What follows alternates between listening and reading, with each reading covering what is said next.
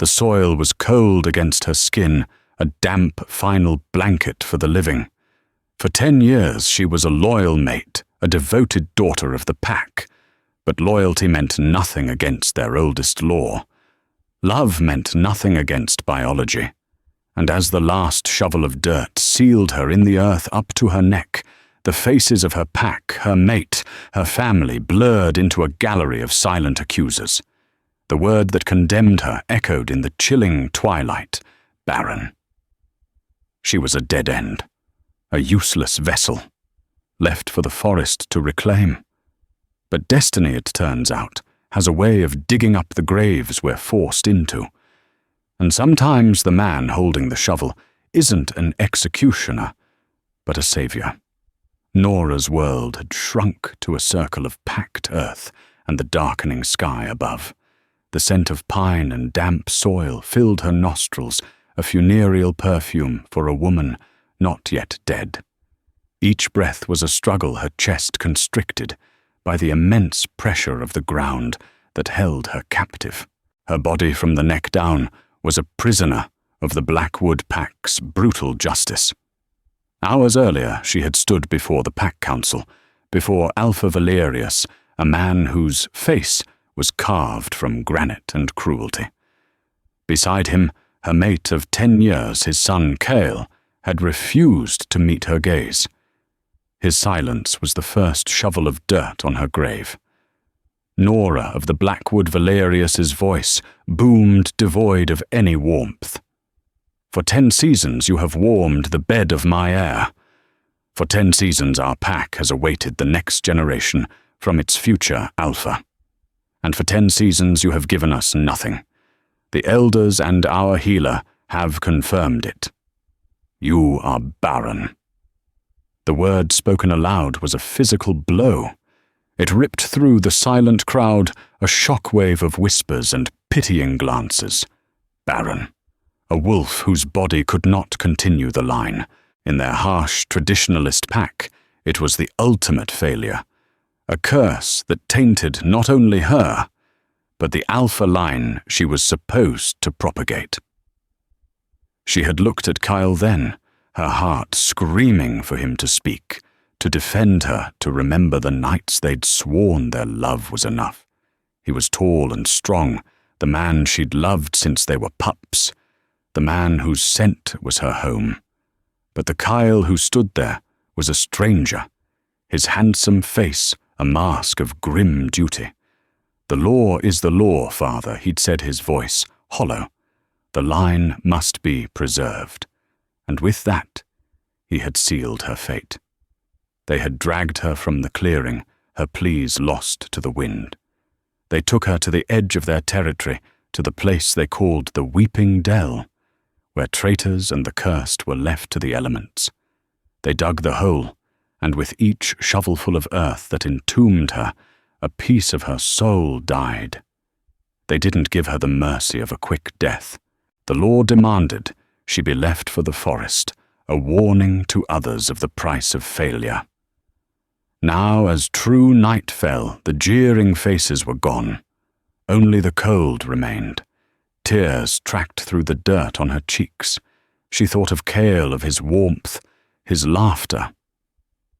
Was he already with another Seraphina? A beautiful she-wolf from a strong bloodline had been watching him for years. The thought was a fresh stab of agony. Had their decade together meant so little?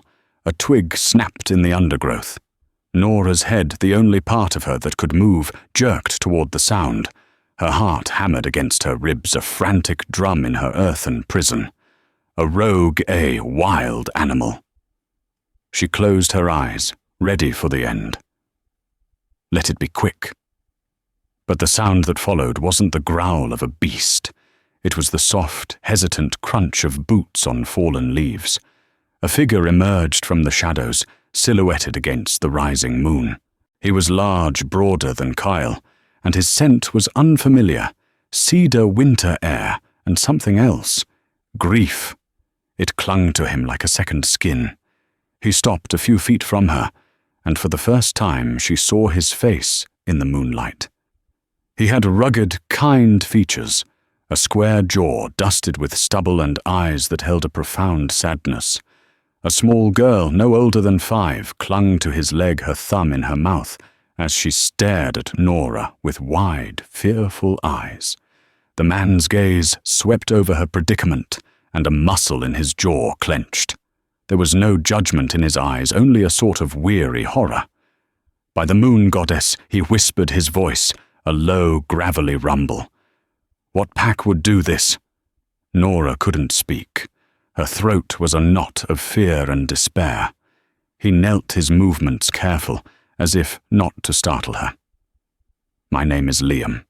I'm Alpha of the Silver Moon Pack. My daughter Maya and I are just passing through. He looked down at the little girl. It's okay, sweet pea. Stay behind me. He set a small travel pack on the ground and pulled out a sturdy, collapsible spade. He didn't ask her name or her crime. He didn't need to. The raw injustice of the scene was enough. He looked her directly in the eyes, his own a startling shade of grey in the moonlight. I'm going to get you out of there. Just hold on. And then he began to dig.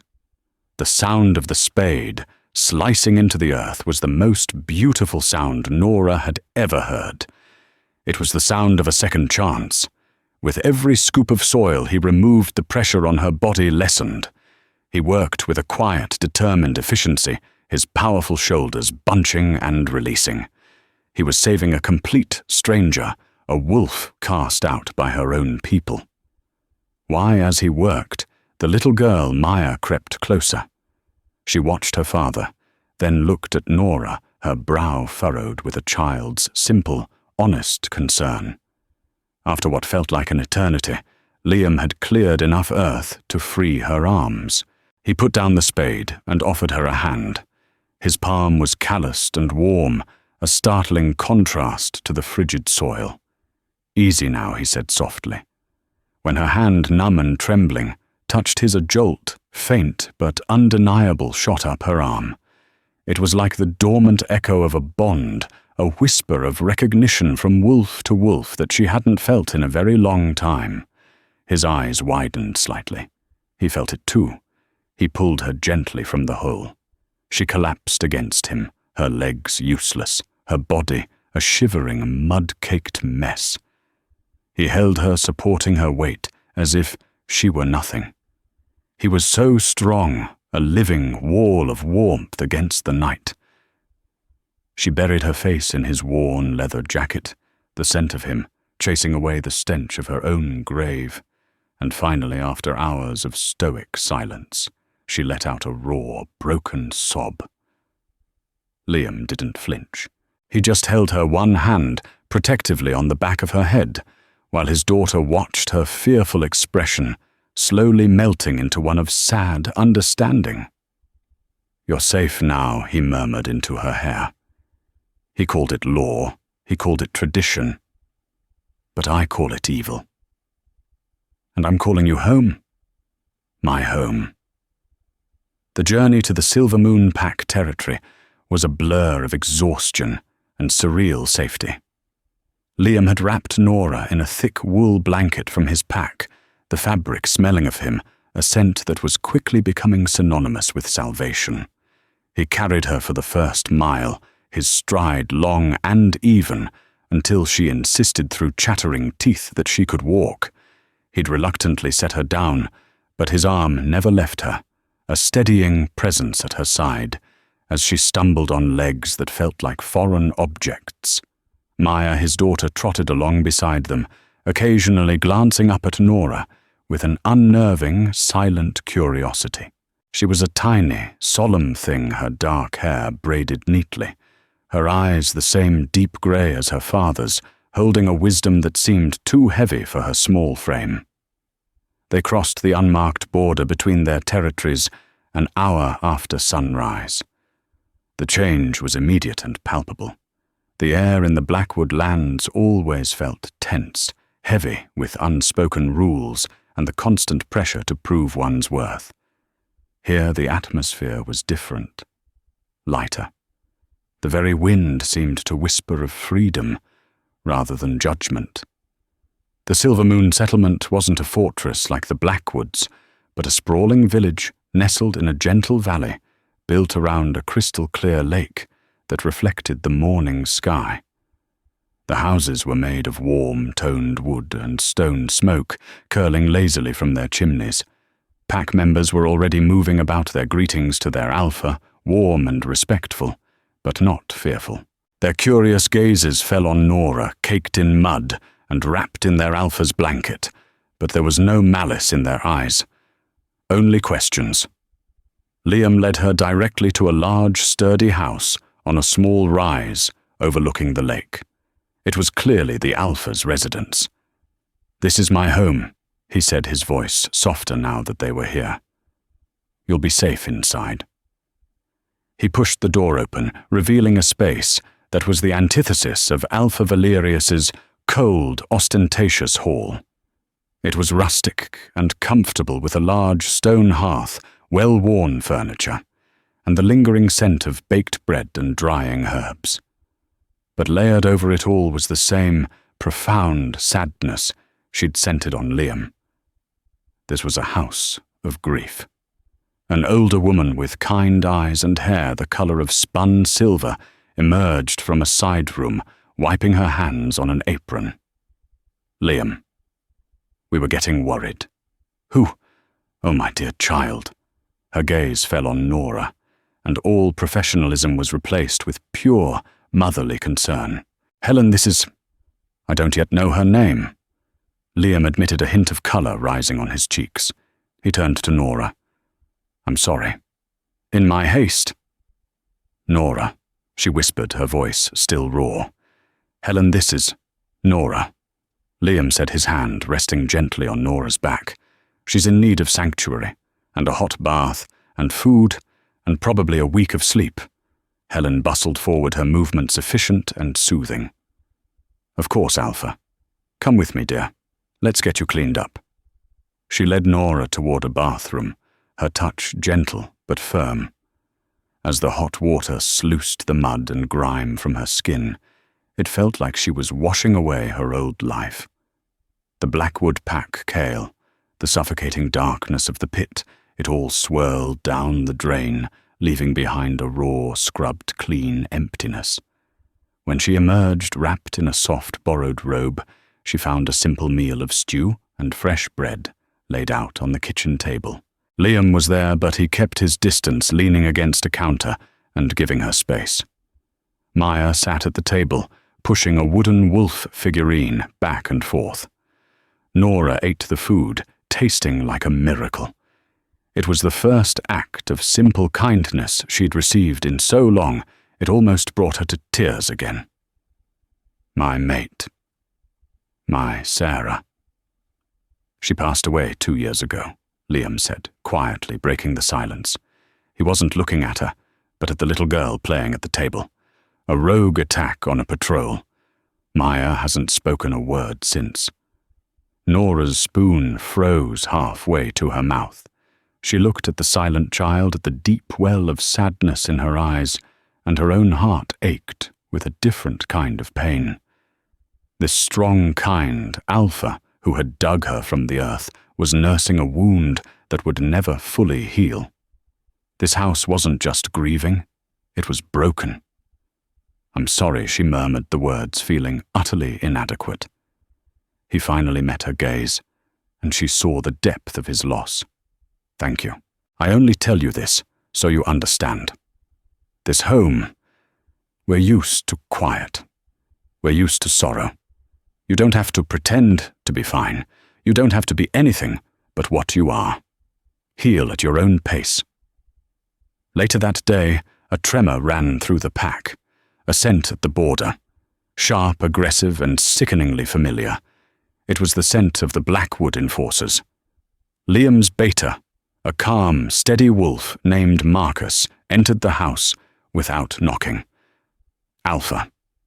They're here. 3 of them. They're demanding the return of their fugitive." Liam's jaw tightened, the easy kindness in his eyes replaced by the hardened steel of an alpha protecting his own.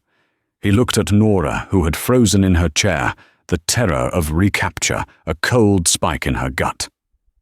"She is not a fugitive," Liam stated, his voice a low growl. "She is a guest under the protection of the Silver Moon Pack. Tell them that." "They claim she's a criminal, punished under their own laws," Marcus reported, his expression grim. "Their laws don't extend past their own trees," Liam countered. "And their punishment ended when I dug her out. The moment she set foot on my land, she became my concern. Send them away, Marcus. Tell them if Alpha Valerius has something to say, he can come say it to my face." The authority in his voice was absolute. There was no question, no hesitation. He had claimed her not as property, but as a person deserving of protection. For the first time since her condemnation, a tiny, fragile spark of hope ignited in Nora's chest. She watched him from the window as he stood on the porch, his arms crossed over his broad chest, a silent sentinel watching the border. He was not just a kind man. He was a powerful alpha, and he had placed himself and his entire pack between her and the monsters of her past. That night, she was given a small, simple room with a window that looked out onto the moonlit lake. As she lay in the clean, soft bed, the events of the last 24 hours swirled in her mind. Buried and left for dead. Dug out by a grieving father. Brought into a home haunted by a ghost. Protected from her former pack. She touched her neck where the dirt had been packed so tightly. She was alive. She was free.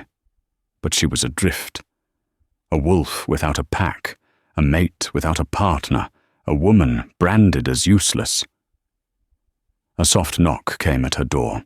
It creaked open, and the small silhouette of Maya stood there, clutching her wooden wolf. She padded silently into the room and climbed onto the foot of the bed. She didn't speak, but she looked at Nora, then placed the small toy on the blanket, pushing it gently toward her. It was an offering, a welcome. Tears welled in Nora's eyes. She reached out and gently touched the carved toy. For the first time, Maya didn't flinch from a stranger's touch. She simply watched her solemn grey eyes, a mirror of her father's. In that small, silent gesture from a broken child, Nora felt the first true seed of a new beginning take root in the barren soil of her heart. Weeks turned into a month. Nora's physical wounds healed, but the scars on her soul were deeper. She moved through Liam's house like a phantom, careful not to disturb the fragile peace that existed there. The house was filled with the ghost of Sarah. Her portrait hung over the mantelpiece, a beautiful woman with a radiant smile and laughing eyes so much like Maya's. Her scent, though faded, still clung to the curtains in the living room, to the worn armchair by the fire. Nora felt like an intruder, a cuckoo in another's nest. Liam was unfailingly kind and respectful. He never pushed, never pried. He simply made sure she had food, warmth, and space. He treated her not as a prospective mate or a refugee, but as a person who needed time to breathe. This gentle consideration was so foreign to her that it was almost painful. In the Blackwood Pack, every action had a purpose, every kindness a price. Liam seemed to have none, and it left her perpetually off balance. Her tentative friendship with Maya grew in the quiet spaces between words. Nora would spend hours sitting in the garden, while Maya played, not speaking, but just sharing the silence. Nora discovered a dormant skill for gardening, tending to the neglected herb patch with a gentle hand. The plants thrived under her care, and she found a small measure of peace in nurturing something, in making something grow. One afternoon, while she was weeding the lavender, Maya came and sat beside her. The little girl picked up a fallen leaf and began methodically tearing it into tiny pieces. "Your mother." "She must have loved this garden," Nora said softly, not expecting a reply. Maya stopped shredding the leaf. She looked at the herb patch, then at Nora. She gave a single tiny nod. It was a breakthrough, a small acknowledgement, but it felt monumental. Nora's heart swelled. Later that week, Liam found her in the kitchen grinding herbs she'd harvested. Helen, the pack's healer and housekeeper, had been delighted showing Nora which plants could be used for poultices' teas and soothing salves. "Helen says you have a healer's touch," Liam remarked, leaning against the doorframe. He was watching her hands, the way they moved, with an innate certainty among the leaves and stems. "My grandmother taught me a little," Nora admitted. "She said that even when a field lies fallow, the soil remembers how to nurture." The words slipped out before she could stop them, a bitter truth from her own life. Liam's expression softened with understanding. "The soil is never the problem, Nora. Sometimes it's the season, or the farmer." His gaze was intense, making her feel seen in a way that was both terrifying and exhilarating. The air between them crackled with that same strange energy she'd felt when he first pulled her from the earth. A pull, a recognition. Her wolf, long dormant and shamed into silence, stirred within her. It recognized his. It saw the alpha, the protector, the male. But the ghost of Sarah stood between them, and the ghost of Cale and the brand of Baron on her soul stood beside her. The first real twist came during the full moon. For werewolves, the full moon was a time of heightened senses, emotions, and instinct. Nora had always dreaded it, as it was a monthly reminder of her body's failure to quicken with child. She intended to lock herself in her room, to ride out the waves of primal energy alone. But Maya found her. The little girl was agitated, her small body trembling as the moon's power surged. She couldn't settle. Liam was in a meeting with his beta, and Helen was busy with others in the pack who struggled with the turn.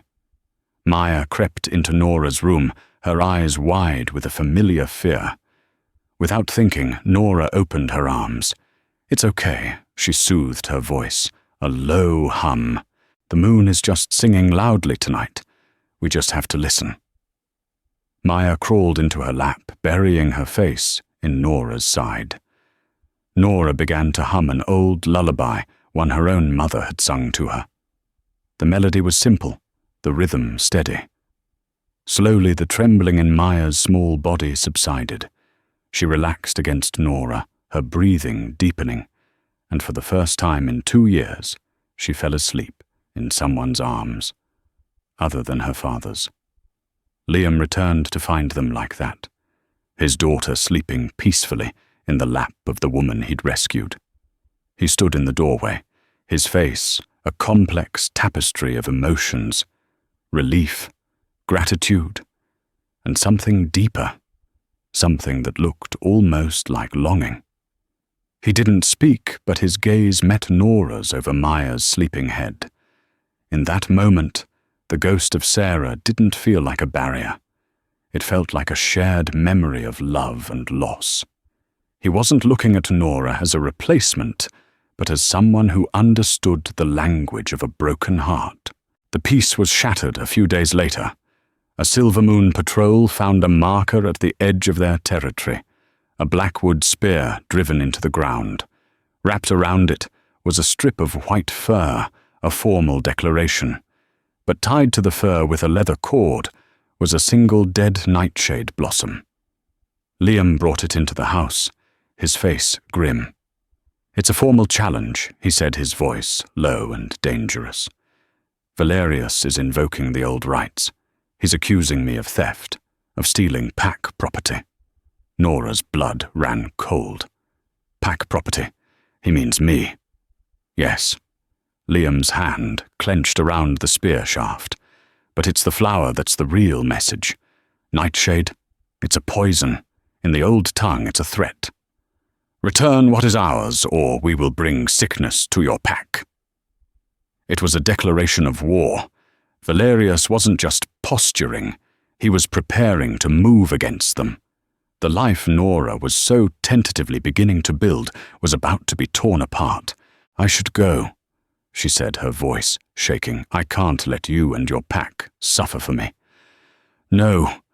Liam's voice was thunder. He took a step closer, his protective aura filling the room. He reached out, not touching her, but his hand hovered near her arm. "You are not property. You are a member of this pack now.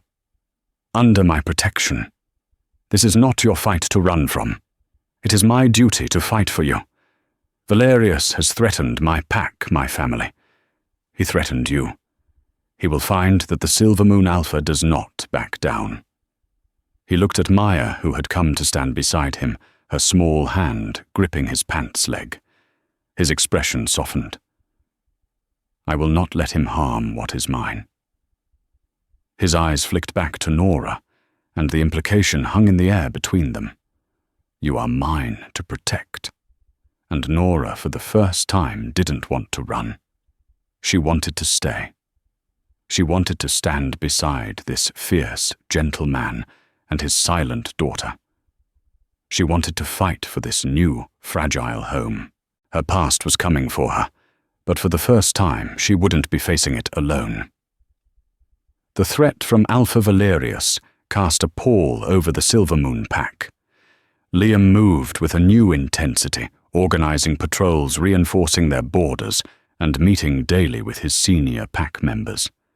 The calm, welcoming village now hummed with a quiet tension, the air thick with the possibility of conflict. Yet no one blamed Nora.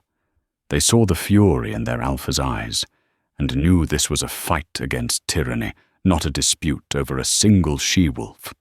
They rallied behind him, their loyalty absolute. Nora felt a strange mix of guilt and belonging. She threw herself into her work with Helen in the healer's den, wanting to contribute in any way she could. She organized herbs, prepared remedies for anxiety, and brewed strengthening teas for the patrol warriors. Her hands were always busy, her mind always working. It was better than sitting idle, haunted by the fear of what was to come. It was during one of these long afternoons in the den, surrounded by the pungent aroma of dried herbs, that a terrible thought began to take root. Helen was showing her a bundle of dried wolfsbane, its purple flowers long since faded. Lethal in the wrong dose, Helen said, her voice a low caution. But in a minuscule amount, prepared correctly, it can slow a racing heart. It's a dangerous medicine. It disrupts the body's natural rhythms. Nora stared at the plant, a cold dread creeping up her spine. Disrupts. In what way? Oh, in every way imaginable if misused, Helen explained, unaware of the storm brewing in Nora's mind. It can cause weakness, chills, numbness, and in a she-wolf, a sustained low dose can, well, it can halt the cycle, render the womb cold and unresponsive. It essentially mimics a state of barrenness, the world tilted on its axis. Nora dropped the mortar she was holding, its clatter echoing loudly in the quiet den. Weakness, chills, numbness. For the last 2 years of her life with Kyle, she had been plagued by those very symptoms. She'd felt perpetually unwell, a low-grade sickness that the Blackwood healer, an old sycophantic crony of Valerius named Elias, had dismissed as female troubles. He was the one who had ultimately declared her barren. "Nora, are you all right, child?"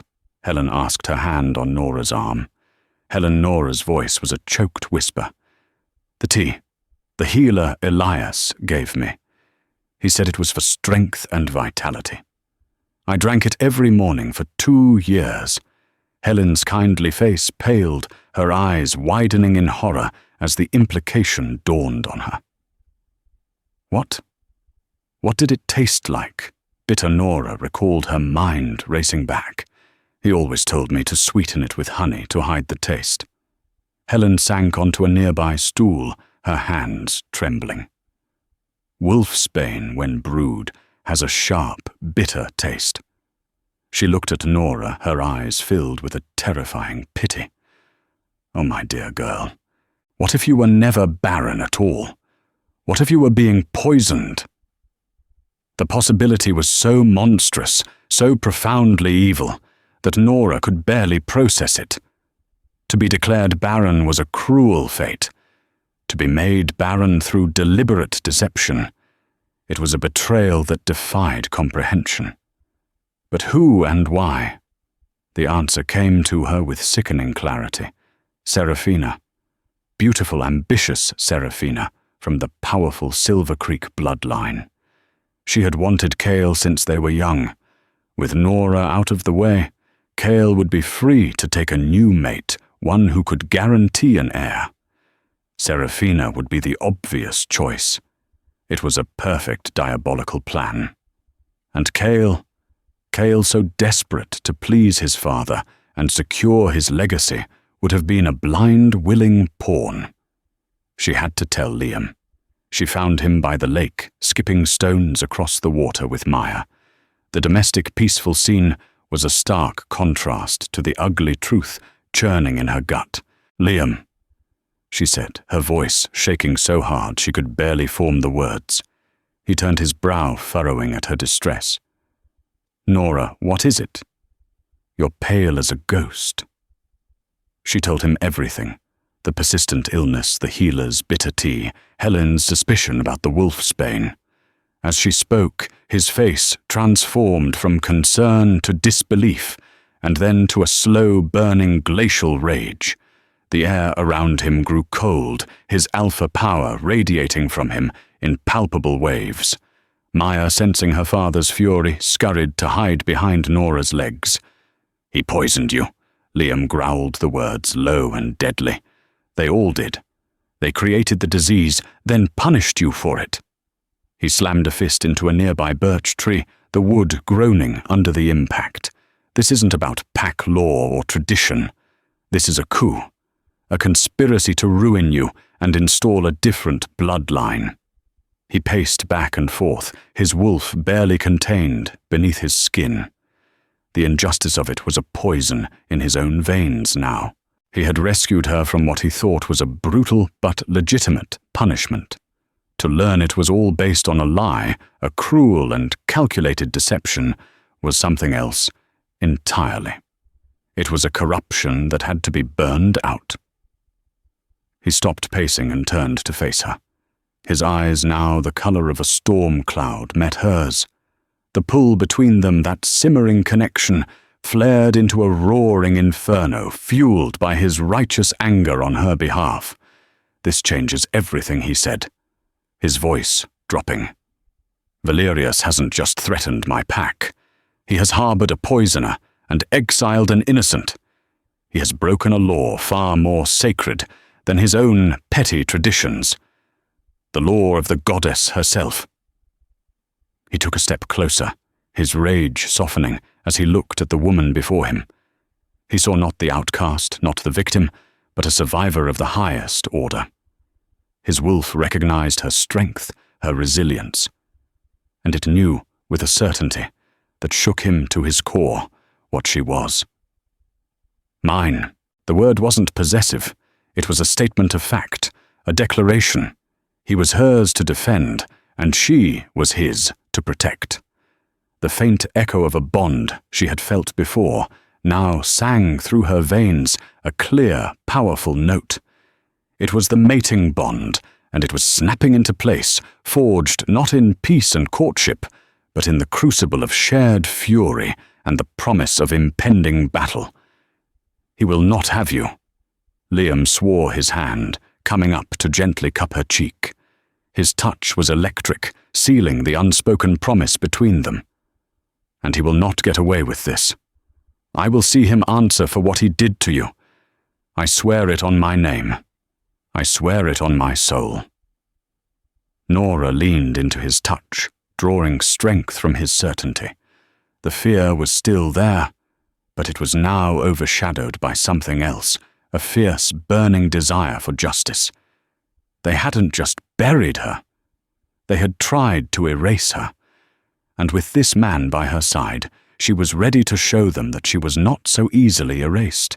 The discovery of the poisoning changed the nature of the impending conflict.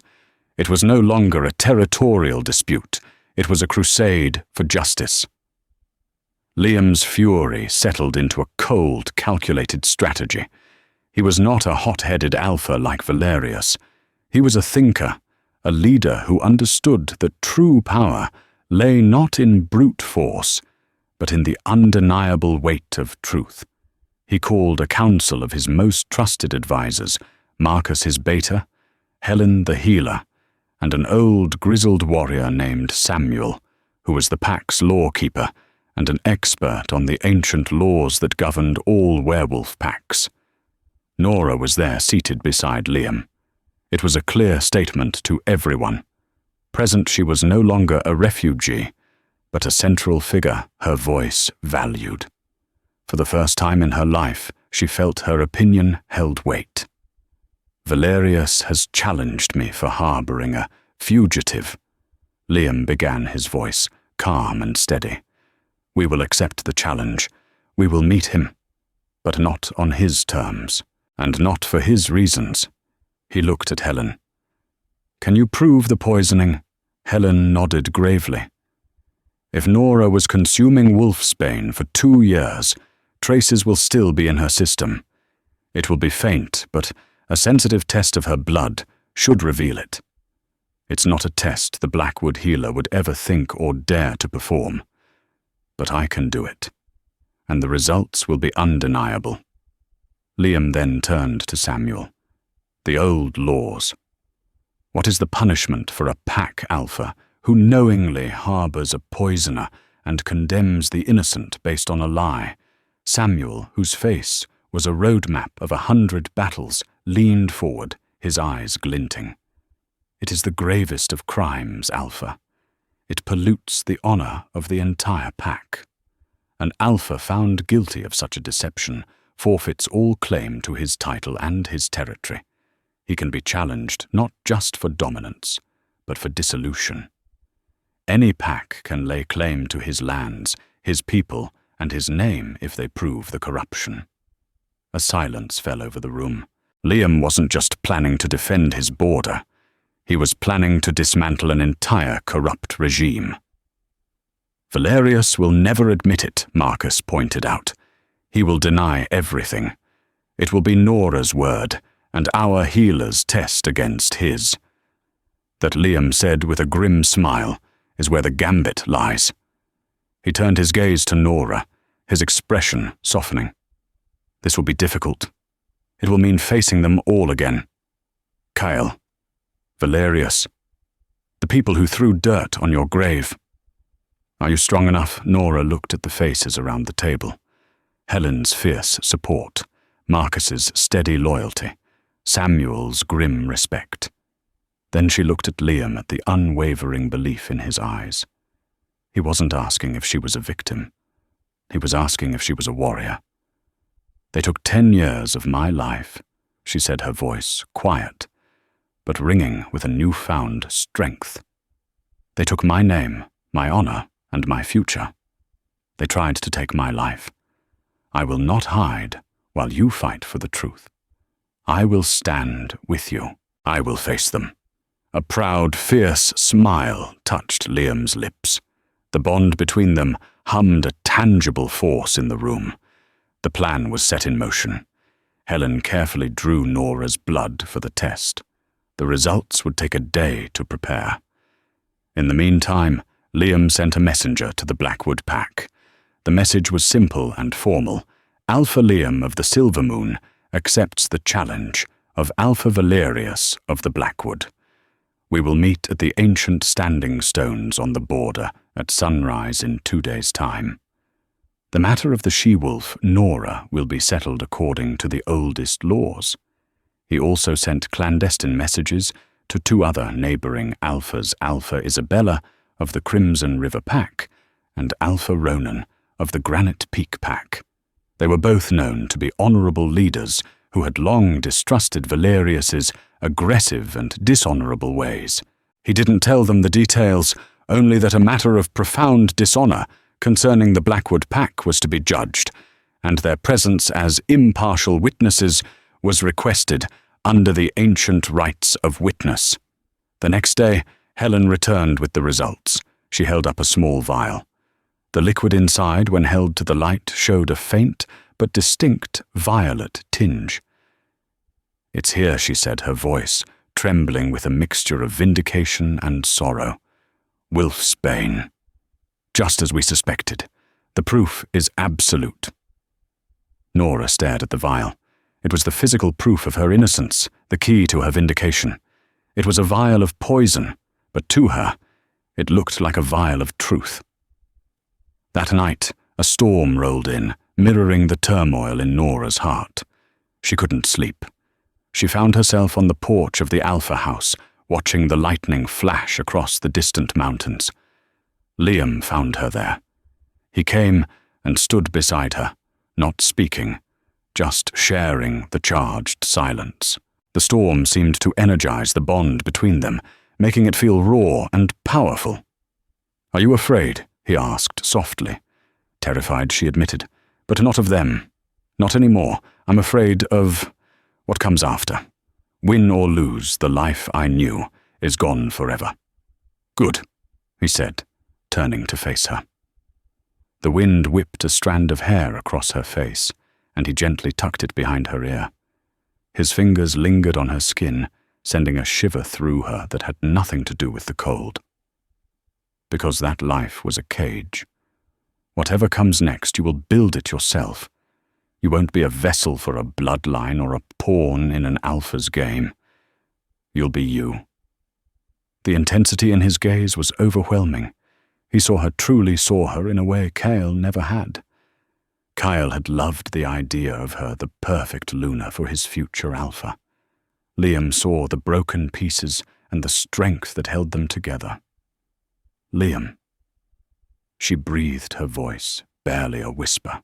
He lowered his head, his lips hovering just inches from hers.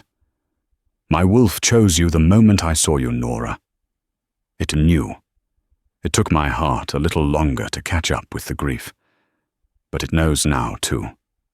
He closed the distance between them, and his lips met hers. The kiss was not one of passion and fire, but of deep, soul-shaking recognition. It was a kiss that tasted of sanctuary, of homecoming, of a promise sworn in a storm. It was the sealing of their bond, a final acceptance of the path fate had laid before them. When they broke apart, the storm was still raging around them, but the storm inside Nora had finally gone still. She knew her place now. It wasn't behind him or under his protection. It was beside him. "Let's go get our justice," she said, her hand finding his in the darkness. He squeezed it tightly. Together. The standing stones were ancient, monolithic fingers of granite pointing toward a steel-grey sky. They marked the exact border between the two territories, a place of old magic and older laws. It was here that treaties were signed and judgments were passed. Liam and Nora arrived with a small retinue of their strongest warriors, including Marcus and Samuel. They stood on the Silvermoon side of the central stone, a united front of quiet confidence. A short while later, from the opposite direction, the Blackwood Pack arrived. Alpha Valerius led them his presence, as overbearing and arrogant as ever. Beside him walked Kyle, his face a mask of conflicted emotions, and just behind them, looking smug and triumphant, was Seraphina, already carrying herself as if she were Luna. The Blackwood Pack members arrayed themselves behind their Alpha, their expressions a mixture of aggression and righteous certainty. Valerius's eyes, cold and hard as chips of flint, landed on Nora. A flicker of surprise crossed his face. He had expected her to be cowering, a broken refugee. He did not expect to see her standing tall and defiant at another Alpha's side, her head held high. Liam Valerius boomed, his voice dripping with disdain. "You've come to return my pack's property. Wise. You save your people from a needless war." "I've come for justice," Valerius Liam replied, his voice calm but carrying an authority that cut through the morning mist. "And you are mistaken. Nora is not your property. She is the future Luna of the Silver Moon Pack." A collective gasp went through the Blackwood ranks. Kyle visibly flinched, his eyes locking on Nora's. He saw the way she stood beside Liam, the easy intimacy and unshakable solidarity between them. He saw the mark of a new bond beginning to form on her, a faint shimmer of silver and grey that overlaid the faded black of his own. His jaw tightened in a surge of jealousy and confusion. Seraphina sneered. "The Baron Wolf is to be your Luna. Your pack must be desperate." Before Liam could respond, Nora stepped forward. All eyes fell on her. "I am not Baron," she said, her voice clear and strong, carrying to every member of both packs. "I was poisoned." The accusation hung in the air, stunning the Blackwood pack into silence. Valerius's face darkened with fury. "Lies," he roared. "The pathetic lies of a scorned female. She was judged by our healer by our laws. Your healer Elias is either a charlatan or a co-conspirator." Liam stated, his voice like ice. He fed her a low dose of wolfsbane in a daily tea for 2 years, a poison known to create the exact symptoms he used to condemn her. As if on cue, 2 more groups of wolves emerged from the trees at the edge of the clearing. Alpha Isabella and Alpha Ronan, with their own elite guards, stepped forward to stand as witnesses. Valerius's eyes widened in shock. He had expected a simple border skirmish, not a formal tribunal. "You dare accuse my Alpha of such a thing?" Cale finally found his voice, stepping toward Nora. The scent of betrayal and hurt rolled off him. "Nora, how can you say this? After everything we were to each other." Nora faced him, the man she had once loved, and felt not pain, but a cold, clear pity. "What were we, Kyle? You stood by and watched your father's pack bury me alive. You threw the first handful of dirt yourself when you agreed with him. Did you ever once question the diagnosis? Or were you so eager for an heir that my life was a fair price to pay?" Her words struck him like a physical blow. He staggered back, the truth of her accusation hitting him squarely. "We have proof," Liam announced. He nodded to Helen, who stepped forward, holding the vial with the violet-tinged liquid. "This is Nora's blood," Helen declared. "The test is an old healer's art, one your own healer has perhaps forgotten. It shows the unmistakable trace of wolfsbane. The proof is absolute and can be verified by any true healer." She looked pointedly at Alpha Isabella, who was known for having one of the most skilled healers in the region. Isabella stepped forward, took the vial and examined it. Her own healer came to her side, sniffed it and studied the color. After a moment, the healer nodded to her Alpha. Isabella's face was grim. "The Silver Moon healer is correct," Isabella announced to the stunned crowd. "There is poison here." Panic began to ripple through the Blackwood ranks. This was no longer about a barren she-wolf. This was about a deep and unforgivable crime. Valerius, seeing his power slipping away, rounded on the one person he could blame. He grabbed Seraphina's arm. This was your doing, your ambition." Seraphina's face went white with terror. "No, it was your idea. You wanted a stronger alliance with my family. You told me what to do, how to get Elias to help." The confession blurted out in fear was the final nail in the coffin. A wave of shock and disgust washed over the Blackwood wolves. They had been deceived. Their sacred traditions had been used to facilitate a lie. Kyle stared, his face ashen. He looked from his father to Seraphina, the 2 people who had orchestrated the ruin of the woman he was supposed to protect. The entire foundation of his world crumbled in that instant. His loyalty, his duty, his love, It had all been built on a lie. "Father," he whispered, his voice cracking. Valerius shoved Seraphina away from him. "She lies. The conniving witch lies." But no one was listening. His authority had evaporated. Samuel the lawkeeper stepped into the center of the clearing. By the ancient laws, his voice boomed. An alpha who conspires to poison a pack member and knowingly condemns the innocent has broken his sacred oath. "Alpha Valerius, you are stripped of your title. Kael as his heir is tainted by this corruption.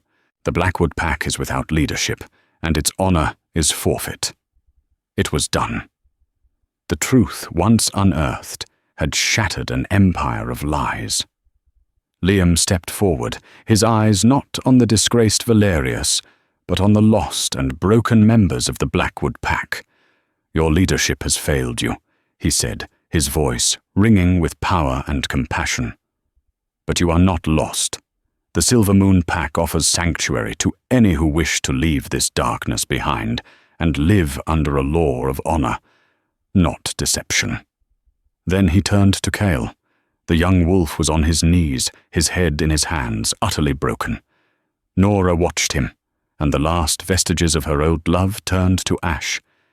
He was not a monster. He was just weak, and she deserved a man who was strong. Her gaze shifted to Liam, who now stood before the stones, not as a conqueror, but as a liberator. Their eyes met across the field of judgment, their bond a shining, unbreakable thread. The battle was won. Now they had a new life to build. The fallout from the judgment at the Standing Stones was swift and decisive. Alpha Valerius and Seraphina were taken into custody by the witness alphas, their fates to be decided by a grand council.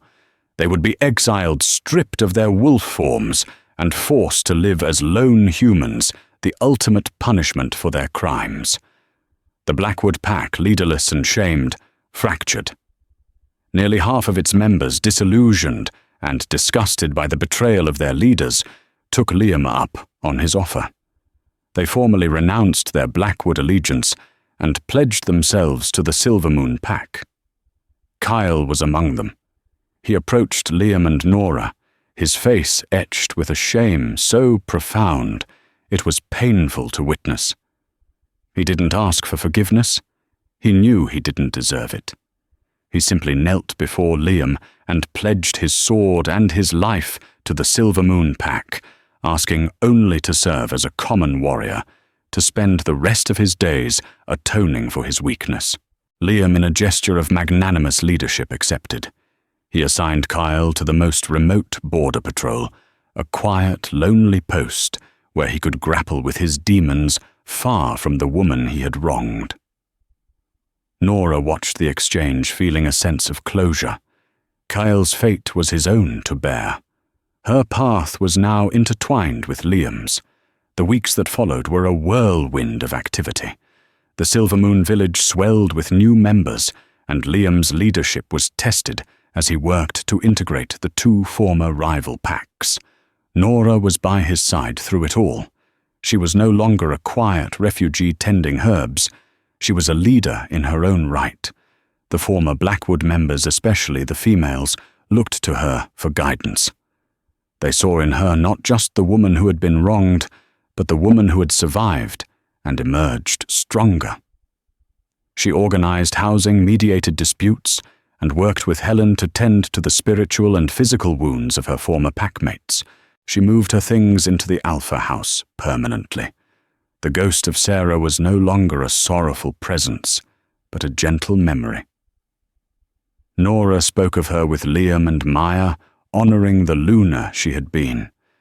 She learned that Sarah had been kind and strong, much like Liam himself. Nora wasn't replacing her. She was simply continuing the legacy of a strong Luna for the Silver Moon Pack. One evening, as the first snows of winter began to fall, Nora was sitting by the fire reading a book. Maya, who had been growing more and more comfortable, came and curled up beside her. She had started to make small sounds, hums and occasional whispers, but had yet to speak a full word. She leaned her head against Nora's arm and pointed to the picture in the book, a drawing of a mother wolf and her cub. Nora smiled. "That's a mother and her pup. She loves him very much." Maya looked from the picture to Nora, her serious grey eyes searching Nora's face. She then reached up and gently touched Nora's cheek. "Mama," she whispered. The word was soft, a little rusty, but it was perfectly clear. Tears sprang to Nora's eyes. Her heart, which had once been declared a barren, useless thing, felt so full it might burst. She wrapped her arms around the little girl, holding her tight. Liam stood in the doorway, having heard the whole thing. He didn't speak, but the look on his face was one of overwhelming love and gratitude. He crossed the room and knelt before them, wrapping his big, strong arms around both of them. Their family was complete. Her official lunar ceremony took place on the winter solstice. The entire expanded Silver Moon pack gathered around the frozen lake under a sky littered with stars. Nora stood beside Liam, not in borrowed clothes, but in a beautiful gown of silver grey, a gift from her new pack. She was no longer Nora of the Blackwood, the barren mate. She was Nora Luna of the Silver Moon mate to the great Alpha, Liam mother to Maya. Her worth was not defined by her womb, but by her resilience, her wisdom, and her heart. The man who had dug her from a shallow grave had unearthed the queen she was always meant to be. He hadn't just saved her life. He had given her a home, a purpose, and a love deeper than any bloodline. Looking out at the faces of her new pack, a mix of old Silver Moon and new, hopeful former Blackwood members, she knew her journey was not a story of what was taken from her, but what she had built from the ashes. She had been buried, but like a seed in the darkness, she had not just survived. She had grown, and so Nora's story comes to a close. A story that began in the cold, unforgiving earth, buried under the weight of false judgment and cruel tradition. She was branded as barren a word, meant to be her epitaph. But it became her crucible. From the dirt of her own grave, she rose not through magic or a miracle cure, but through the strength of her own spirit and the kindness of a man who saw her worth beyond her ability to bear children. Her journey teaches us that family is not just about bloodlines, but about the bonds we choose to forge, and that a home is not a place you are given, but a sanctuary you build with love, honor, and courage.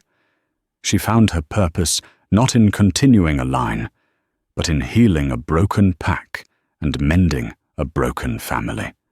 If you were moved by Nora and Liam's story of resilience and love, please show your support. Give this video a thumbs up and share it with someone who loves a story where the deepest wounds lead to the greatest strengths. Don't forget to hit that subscribe button and turn on notifications so you won't miss our next epic tale. Thank you for listening.